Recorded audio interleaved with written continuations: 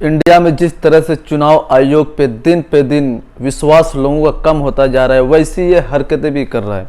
यानी पहले ही इस पे जो उसके ईवीएम को लेके उसके जो परिणाम जो जारी होते हैं उससे लेके हर तरह से जो है ये घेरे में है। उसके बाद चुनाव आयोग ने विधि और न्याय मंत्रालय से रिक्वेस्ट करके ये जो सीसीटीवी जो फुटेज होती है, जो वेबकास्टिंग होती है, उस पर पूरी तरह से रोक लगवा दी। विपक्ष की पहले भी सुनवाई नहीं होती थी, लेकिन आप सोचिए अगर ये जो वीडियो फुटेज है अगर वो भी जारी ना करें तो कैसे लोग विश्वास करेंगे, कैसे विपक्ष विश्वास करेगा चुनाव आयोग पे कि वो निष्पक्षता जो है चुनाव करवा रही है।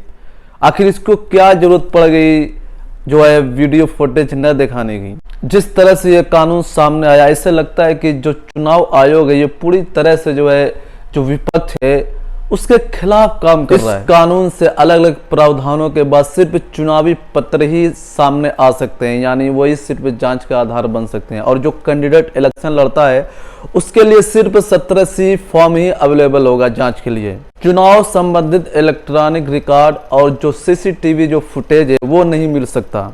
यानी अगर कोई जांच के लिए कोई रिक्वेस्ट करता है, कोई अदालत जाता है, तो उसको सिर्फ यही मिलेगा, जो निर्वाचन जो पत्र है वो मिल सकता है, या फिर जो है या जो इलेक्शन लड़ रहा है जो कैंडिडेट है उसको सिर्फ 17C का फॉर्म ही उपलब्ध हो सकता है। इसके अलावा उसको कोई भी जानकारी नहीं मिल सकती। यानी जिस तरह से चंडीगढ़ का जो मेयर का जो इलेक्शन हुआ था इसके पहले, जिस तरह से धांधली सबके सामने आ गई थी, वो उस तरह से अब वीडियो सार्वजनिक नहीं हो सकता, ना ही उस पर कोई जांच की जा सकती है। इसका सिर्फ एक ही कारण है कि जो चुनाव आयोग है आखिर इसने इस कानून को क्या जरूरत थी। चुनाव आयोग का कहना है कि जो जम्मू कश्मीर में जो इलेक्शन होते हैं इसकी फुटेज द्वारा जो नक्सली है वो इसका गलत इस्तेमाल कर सकते हैं, इसका गलत प्रभाव पड़ सकता है, जिसके लिए उन्होंने ये रिक्वेस्ट डाली है। आखिर चुनाव आयोग को इसकी जरूरत क्या पड़ गई, यानी उसने इस तरह के कानून की मांग क्यों की, क्यों उसको जो है उसने पास कराया। इसकी वजह यह है कि जो महमूद पराचा है जो वकील है, उन्होंने हरियाणा में हुए इलेक्शन की सीसीटीवी फुटेज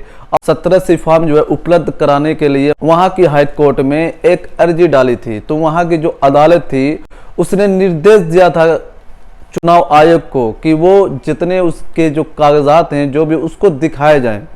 लेकिन वो चुनाव आयोग का तर्क ये था कि महमूद पराचा ना हरियाणा के निवासी हैं, उनको मतलब हक नहीं बनता है देखने का। लेकिन जो अदालत का ये कहना था कि जो मूल जो निवासी होता है उसके लिए शुल्क लगता है ये जानकारियां उपलब्ध कराने के लिए, और जो इलेक्शन लड़ता है जो कैंडिडेट होता है अगर वो चाहेगा तो निःशुल्क ये जानकारियां प्राप्त कर सकता है। फुटेज के साथ जो भी जितनी जानकारियां सब जांच के लिए उसको मिल सकती हैं। तो महमूद पराचा के वकील ने कहा हम वो शुल्क भरने के लिए तैयार हैं। तो जो हरियाणा के जो जज थे उन्होंने आदेश दिया कि 6 हफ्ते के अंदर सारी जानकारियां उपलब्ध कराई जाएं, और ये निर्देश आने के 2 हफ्ते बाद ही ये कानून में संशोधन करके उस पर सारी तरह से रोक लगा दी गई। तो आप ये बताइए कि पहले से ही जो है चुनाव आयोग शक के घेरे में है।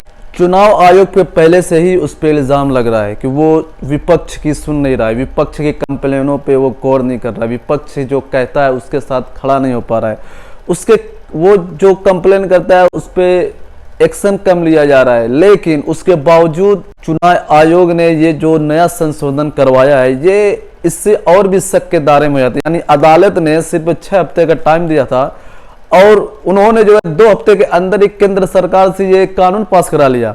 सोचने वाली बात है कि आखिर चुनाव आयोग क्या चीज दिखाना नहीं चाहती। सारे चुनाव अगर निष्पक्ष हुए हैं तो फिर इस कानून की क्या जरूरत थी। विपक्ष की जो पार्टियां हैं वो तो वैसे ही परेशान थी, जिस तरह से वो ईवीएम पे आवाज उठा रहे हैं, जिस तरह से जो आंकड़े जब जारी होते हैं वहां पे धांधली के आरोप लग रहे हैं। अगर इस तरह के हालात रहेंगे तो आगे तो और भी मुश्किल होने वाला है, क्योंकि जो चुनाव आयोग है वो किस तरह से इन सब चीज़ों को हैंडल करेगा, क्योंकि ना वो सार्वजनिक कर सकता है कुछ भी, ना फुटेज दिखा सकता है।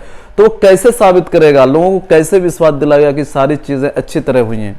तो बस यही कहना है कि जो चुनाव आयोग उसको और भी पारदर्शिता के साथ चुनाव कराना चाहिए, और ये जो चीज़ें और भी सार्वजनिक करनी चाहिए ताकि लोगों का विश्वास बना रहे। क्योंकि जो चुनाव आयोग है वो लोगों के लिए काम करता है, क्योंकि लोगों का विश्वास होता है। चुनाव आयोग जो है फॉर पीपल होता है, यानी लोगों के लिए वो काम करता है। लेकिन जिस तरह के हालात लग रहे हैं अब लोगों का विश्वास इसके प्रति कम होता जा रहा है।